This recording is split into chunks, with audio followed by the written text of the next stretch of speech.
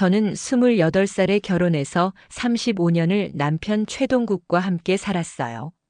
남편은 중학교 교감으로 정년퇴직하고 저는 동네 약국에서 보조약사로 일했죠. 우리는 아들 둘을 키웠고 모두 잘 자라서 각자의 가정을 꾸렸어요. 큰아들은 부산에서 대학 교수로 일하고 있고 작은아들은 캐나다에 이민 가서 살고 있어요. 5년 전 남편이 갑작스럽게 심근경색으로 세상을 떠났어요.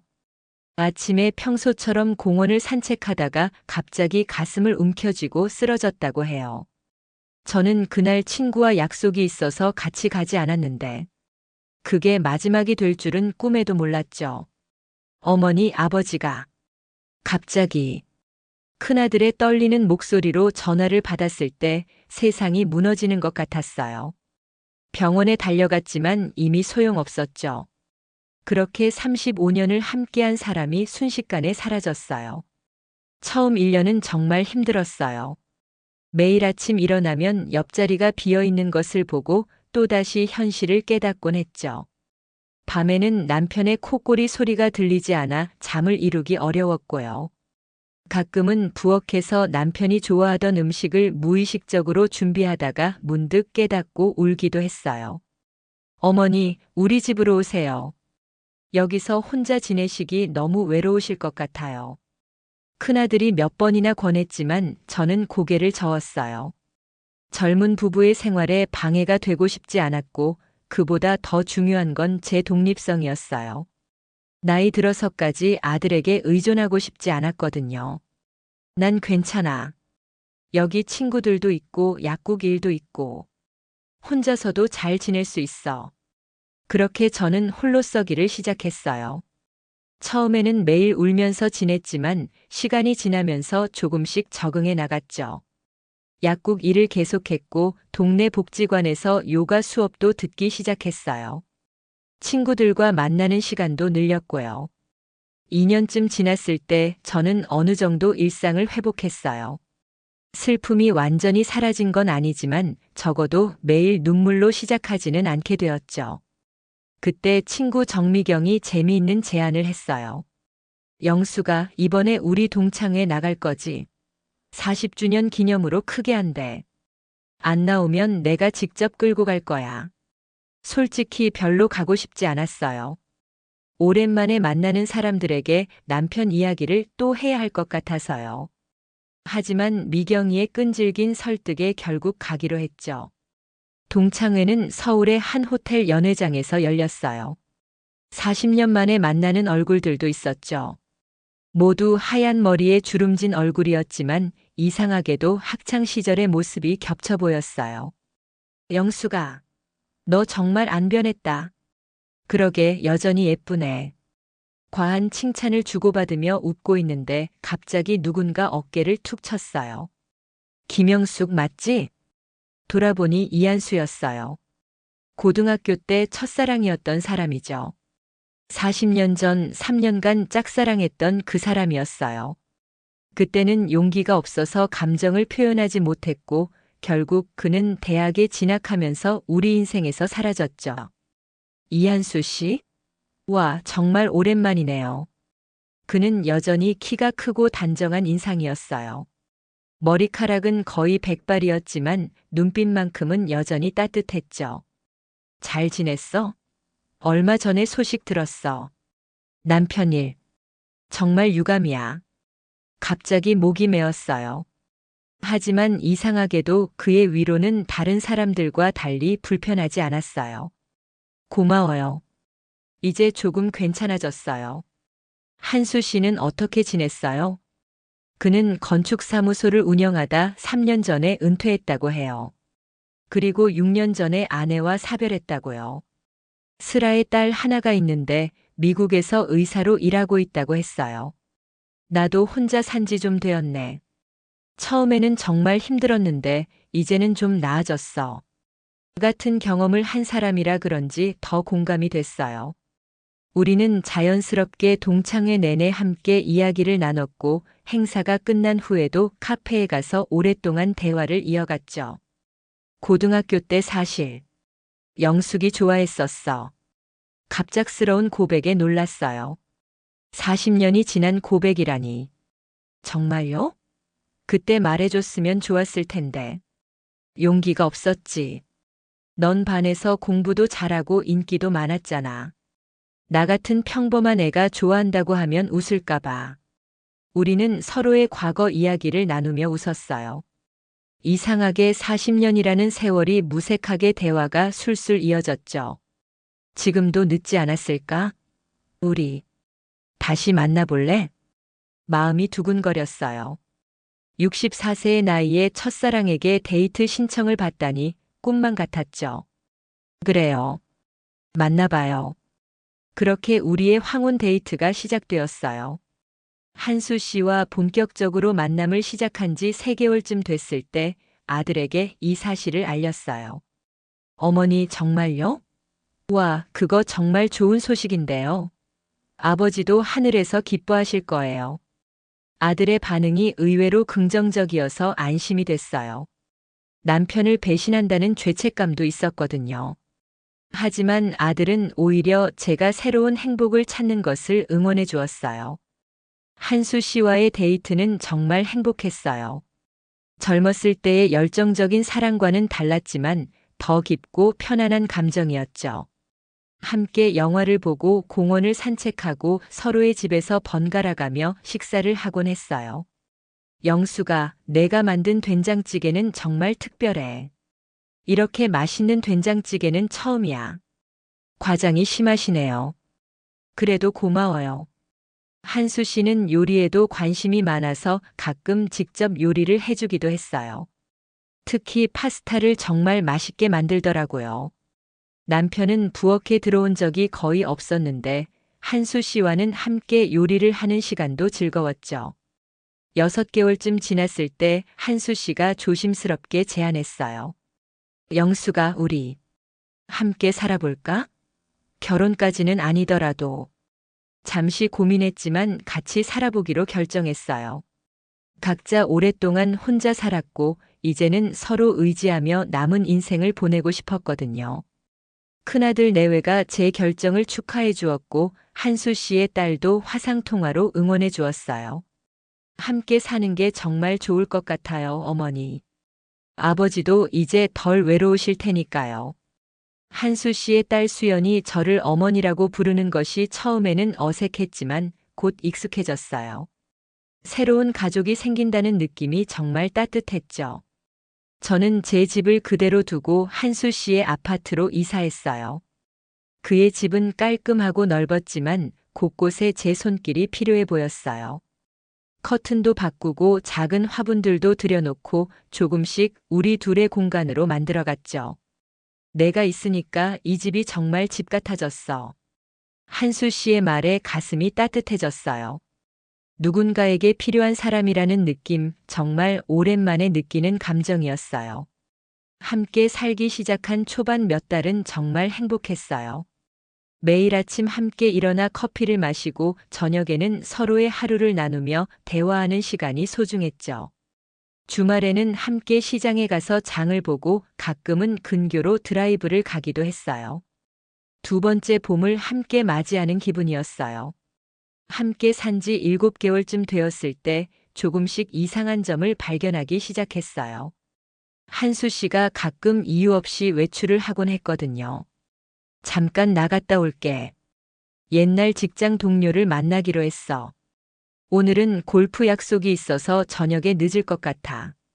처음에는 별 의심 없이 받아들였어요. 각자의 생활이 있으니까요. 하지만 점점 외출 빈도가 늘어나고 돌아오는 시간이 늦어지다 보니 조금 신경이 쓰이기 시작했어요. 또 한 가지 이상한 점은 재정 문제였어요. 한수 씨는 꽤 여유로운 퇴직금을 받았다고 했는데 가끔 돈 걱정을 하는 것 같았거든요. 특히 매달 통장에서 큰 금액이 빠져나가는 것을 발견했어요. 한수 씨, 이 출금 내역은 뭐예요? 매달 300만 원씩. 아, 그건 어머니 요양원비야. 내가 말했었나? 어머니가 치매로 요양원에 계셔. 그 설명에 의심은 잠시 사그라들었어요. 시어머니에 대한 이야기를 미처 못 들었던 것 같았거든요. 하지만 가끔 전화 통화를 엿듣게 되는 대화는 뭔가 석연치 않았어요. 이번 달은 조금 어려울 것 같아. 다음 달에 꼭 정리해 줄게. 아니, 정말 지금은 안 돼. 조금만 더 기다려줘. 도대체 누구와 그런 대화를 하는 걸까? 한수 씨에게 직접 물어볼까도 생각했지만 그동안 쌓아온 신뢰를 의심하는 것 같아 망설여졌어요. 결정적인 날은 함께 산지 9개월쯤 되었을 때였어요. 빨래를 정리하다가 우연히 한수 씨의 재킷 주머니에서 낯선 영수증을 발견했거든요. 행운 카지노라는 곳의 영수증이었어요. 금액도 상당했죠. 100만 원이 넘었어요. 카지노? 한수 씨가 도박을 한다고 믿기지 않았어요. 그동안 알아온 한수 씨는 책임감 있고 진중한 사람이었거든요. 도박과는 거리가 멀어 보였죠. 더 찾아보기로 했어요. 한수 씨가 외출했을 때 그의 서재를 살펴봤어요. 평소에는 들어가지 않던 곳이라 조금 죄책감이 들었지만 이상한 점을 확인해야 했죠. 서랍 깊숙한 곳에서 여러 장의 대출 서류를 발견했어요. 은행 대출, 카드론, 심지어 사채 차용증까지.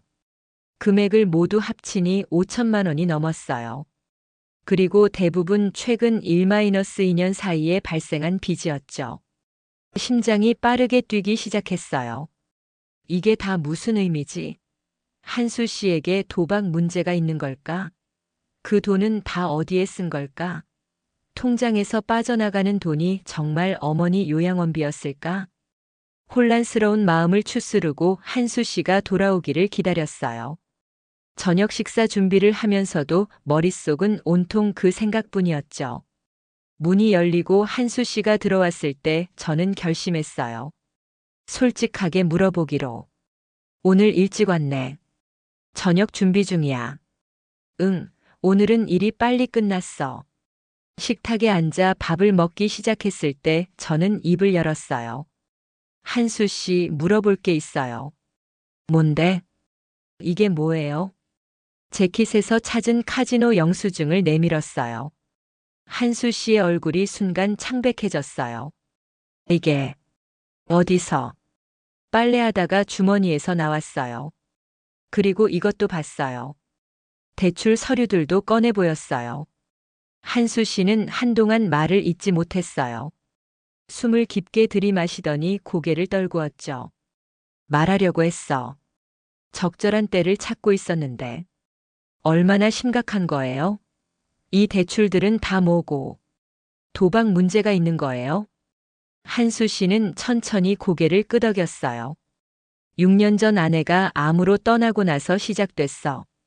처음에는 친구 따라 호기심으로 갔던 건데. 점점 통제가 안 되더라고. 한수 씨의 고백이 이어졌어요. 아내 사별 후 심한 우울증에 시달렸고 공허함을 채우기 위해 도박을 시작했대요. 처음에는 소액으로 시작했지만 잃은 돈을 만회하려는 심리 때문에 점점 판돈이 커졌다고 해요. 지금 빚이 얼마나 되는 거예요? 전부 합치면 8천만 원 정도. 숨이 막혔어요. 8천만 원. 엄청난 금액이었죠. 왜 말 안 했어요? 우리 함께 살기로 했을 때 이런 중요한 일을 왜 숨겼어요? 말하고 싶었어. 정말로. 하지만 내가 날 떠날까봐 두려웠어. 영수가 널 다시 만난 건 내 인생에서 가장 행복한 일이었어. 이런 추한 모습 보이기 싫었어. 한수 씨의 눈에 눈물이 고였어요. 진심으로 후회하는 것 같았지만 제 마음은 이미 무너져 내리고 있었어요. 요양원에 계시다는 어머니는요? 그것도 거짓말이었어요? 아니, 그건 사실이야. 어머니는 정말 요양원에 계셔. 하지만 매달 나가는 돈이 다 요양원비만은 아니었어. 일부는 빚 갚는 데 쓰였어. 그동안 자주 외출한 것도. 대부분은 도박 때문이었어. 미안해, 정말 미안해. 한수 씨는 고개를 푹 숙인 채 계속 사과했어요. 하지만 저는 너무 혼란스러웠어요. 이제 막 새로운 삶을 시작했다고 생각했는데 이런 큰 비밀이 있었다니. 조금 시간이 필요해요. 생각할 시간이. 그날 밤 저는 제 집으로 돌아왔어요. 다행히 아직 팔지 않고 남겨두었던 제 집이었죠. 머릿속이 너무 복잡했어요. 한수 씨를 사랑하는 마음도 있었지만 이런 큰 문제를 숨겼다는 사실이 너무 충격적이었거든요. 집에 돌아온 후 며칠 동안 전화를 받지 않았어요. 한수 씨가 수십 통의 문자와 전화를 했지만 생각할 시간이 필요했거든요. 영수가 제발 전화 좀 받아줘. 내가 다 설명할게. 정말 미안해. 용서해달라는 게 아니야. 그냥 이야기라도 하자. 문자들을 읽으면서 눈물이 났어요. 이제 막 새로운 행복을 찾았다고 생각했는데 이렇게 또 무너지다니. 아들에게 상황을 이야기했어요.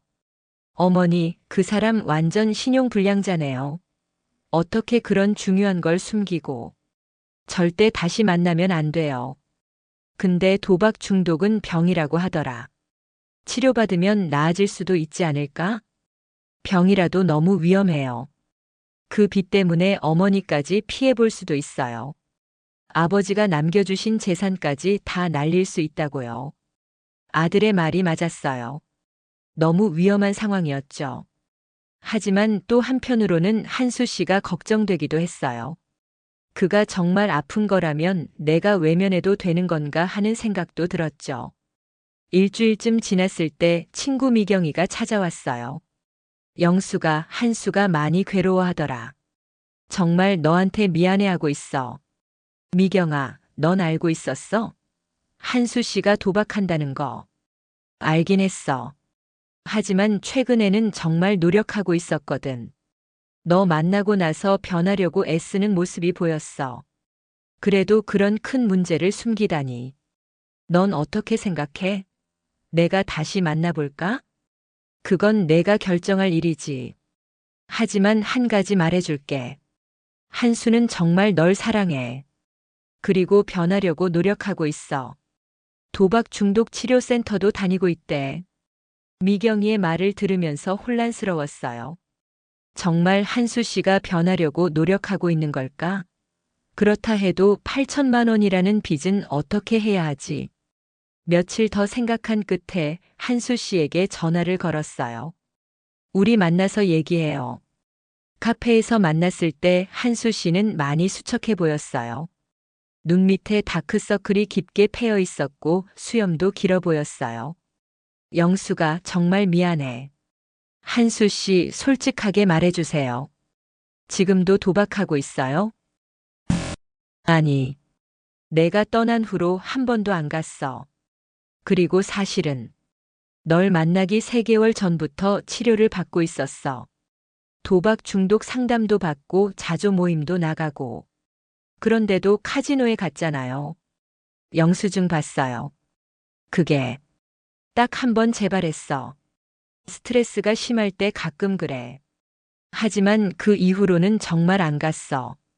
맹세할 수 있어. 한수 씨는 자세한 상황을 설명했어요. 6년 전 아내를 잃고 우울증에 빠졌고 그때 친구 소개로 도박을 시작했대요. 처음엔 재미로 했는데 점점 통제가 안 되더라고요. 큰 돈을 잃고 그걸 만회하려고 더 큰 돈을 걸고 악순환이 계속됐대요. 그런데 왜 치료받는다는 말을 안 했어요? 그리고 그 빚은 어떻게 할 생각이었어요? 두려웠어. 내가 날 버릴까봐. 그리고 빚은 내가 해결할 생각이었어. 퇴직금 일부와 아파트 담보대출로 일부는 갚았고 나머지는 조금씩 갚아나갈 계획이었어. 한수 씨의 진심 어린 고백을 들으면서 마음이 복잡했어요.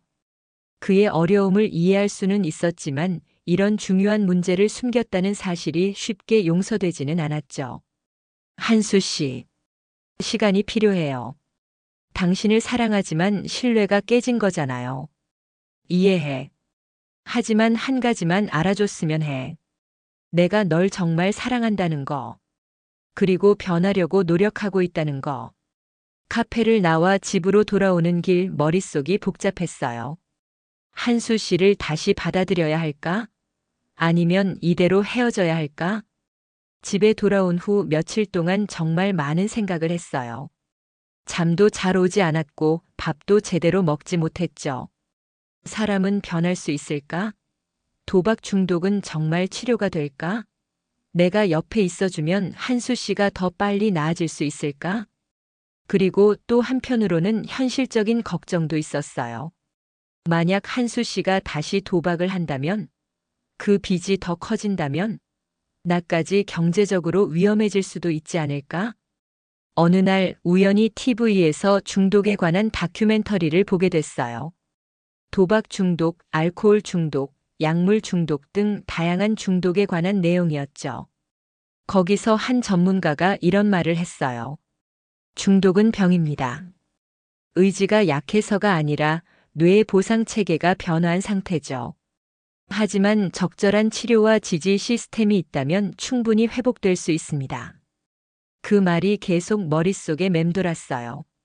한수 씨의 문제는 의지가 약해서가 아니라 병이라는 거. 그리고 지지 시스템이 중요하다는 것. 우연히 도박 중독 가족 모임에 대한 정보를 인터넷에서 발견했어요. 중독자의 가족들이 모여 경험과 지혜를 나누는 모임이었죠. 용기를 내어 참석해 보기로 했어요. 모임에서 만난 사람들은 다양했어요. 남편의 도박 문제로 고통받는 아내들, 아버지의 도박으로 어려움을 겪는 자녀들. 그들의 이야기를 들으며 저는 많은 것을 배웠어요. 회복은 가능합니다. 하지만 중독자 혼자서는 힘들어요. 가족의 이해와 지지가 필요하죠. 동시에 단호한 경계선도 필요합니다. 한 상담사의 말이 마음에 와닿았어요. 한수 씨를 그냥 버리는 것도 무조건 용서하는 것도 답이 아니라는 거죠. 균형이 필요했어요. 며칠 후 저는 큰 결심을 했어요. 한수 씨에게 전화를 걸었죠. 우리 만나요. 중요한 얘기가 있어요. 우리는 한강공원에서 만났어요. 벤치에 앉아 잠시 강물을 바라보다가 입을 열었어요. 한수 씨, 제가 결정했어요. 한수 씨의 눈에 긴장감이 감돌았어요. 저는 당신을 도와주고 싶어요. 하지만 몇 가지 조건이 있어요. 어떤 조건이든 들을게, 영수가. 첫째, 정기적으로 치료를 받아야 해요. 전문가의 상담과 자조 모임 둘 다요. 둘째, 모든 재정 상황을 투명하게 공개해야 해요. 통장 내역, 신용카드 사용 내역, 모든 걸요. 셋째, 도박 장소에 절대 가면 안 돼요. 한 번이라도 가면 그때는 정말 끝이에요. 마지막으로 우리 당분간 따로 살아요. 서로의 공간을 존중하면서 천천히 신뢰를 회복해 나가요. 한수 씨는 진지하게 고개를 끄덕였어요. 모두 받아들일게.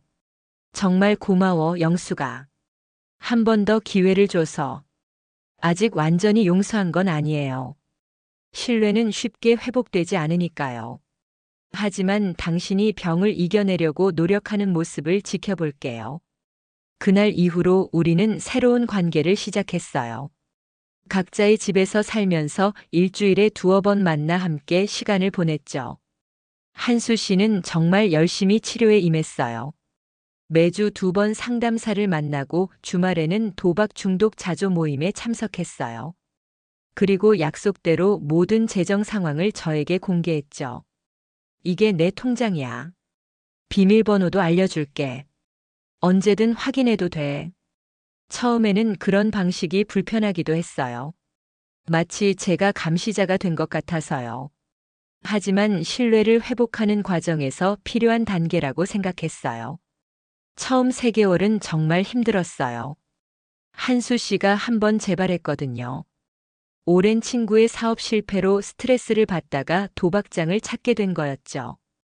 다행히 많은 돈을 쓰기 전에 스스로 멈췄고 정직하게 저에게 고백했어요. 영수가 어제 도박장에 갔어.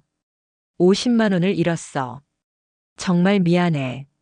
하지만 더 큰 돈을 쓰기 전에 스스로 그만뒀어. 화가 나기도 했지만 그의 솔직함에 조금은 안심이 됐어요.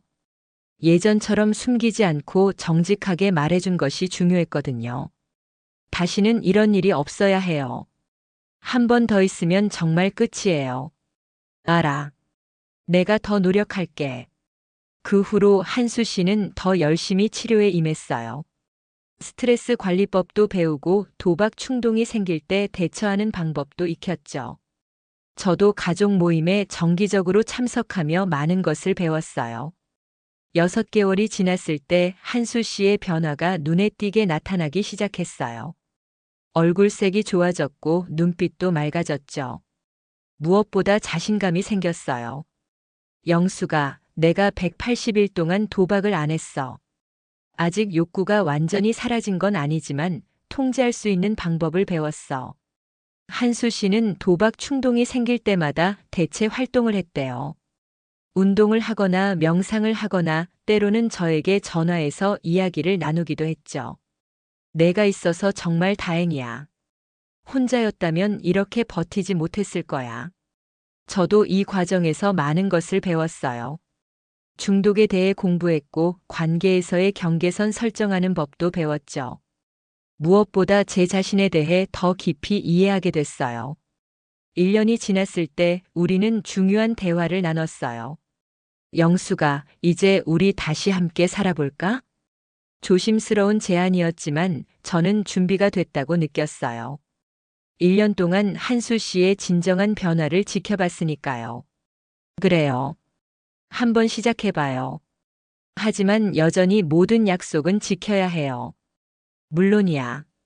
내가 있어, 내가 더 강해질 수 있어. 이번에는 새로운 아파트를 함께 구했어요. 둘 다의 집이 아닌 새로운 시작을 상징하는 공간이었죠. 빚 문제도 조금씩 해결해 나갔어요. 한수 씨가 가지고 있던 소형 아파트를 팔아 대부분의 빚을 갚았고 남은 금액은 매달 조금씩 상환하기로 했어요. 제 재산은 따로 보관하되 생활비는 함께 부담했죠. 그렇게 2년이 지난 지금 우리는 안정된 관계를 유지하고 있어요. 한수 씨는 여전히 자조 모임에 참석하고 있고 도박 충동도 거의 느끼지 않는다고 해요. 영수가, 내 인생에서 가장 큰 행운은 너를 다시 만난 거야. 그리고 가장 큰 시련도 너와 함께 했지. 내가 아니었다면 나는 여전히 그 어둠 속에 있었을 거야. 저도 행복해요, 한수 씨. 처음에는 정말 힘들었지만 지금은 그 과정을 함께 겪어서 다행이라고 생각해요. 얼마 전 아들 내외와 한수 씨 딸이 함께 우리 집에서 식사를 했어요. 처음에는 어색했지만 이제는 한 가족처럼 편안해졌죠. 어머니, 정말 행복해 보이세요. 잘 선택하신 것 같아요. 아들의 말에 마음이 따뜻해졌어요. 결국 우리의 선택이 옳았던 거죠. 여러분, 제 이야기가 어떻게 느껴지셨나요? 처음에는 첫사랑의 재회라는 달콤한 이야기였다가 갑자기 도박 중독이라는 어두운 비밀이 드러나면서 위기를 맞았죠. 하지만 결국은 서로의 상처를 이해하고 함께 성장하는 이야기로 마무리됐습니다. 사랑은 완벽한 사람을 만나는 게 아니라 서로의 불완전함을 이해하고 함께 성장해 나가는 과정인 것 같아요. 물론 모든 상처가 치유될 수 있는 것은 아니고 모든 관계가 회복될 수 있는 것도 아니에요. 그건 각자의 상황과 결정에 달려 있죠. 저희 경우는 다행히 한수 씨가 정말로 변하고자 하는 의지가 강했고 저 역시 그를 떠나지 않고 지지해 줄 수 있는 마음의 여유가 있었어요. 그리고 전문적인 도움을 적극적으로 찾았다는 것도 중요했죠. 중독은 정말 무서운 병이에요. 하지만 치료가 불가능한 것은 아니에요. 적절한 치료와 강한 의지, 그리고 사랑하는 사람들의 지지가 있다면 충분히 극복할 수 있어요. 우리 나이에도 새로운 시작과 성장이 가능하다는 것, 그리고 때로는 어려운 상황에서도 희망을 찾을 수 있다는 것을 말씀드리고 싶었어요. 여러분도 인생에서 예상치 못한 비밀이나 상처를 마주하게 될 수 있어요. 그때 바로 포기하기보다는 잠시 멈추고 깊이 생각해 보세요. 그 상처가 치유될 수 있는 것인지, 그 사람이 정말로 변하고자 하는 의지가 있는지, 그리고 무엇보다 여러분 자신이 그 과정을 함께할 준비가 되어 있는지 말이에요. 모든 선택에는 위험이 따르지만 때로는 그 위험을 감수할 가치가 있는 사랑이 있답니다. 저에게는 그 사람이 바로 이한수였어요. 감사합니다.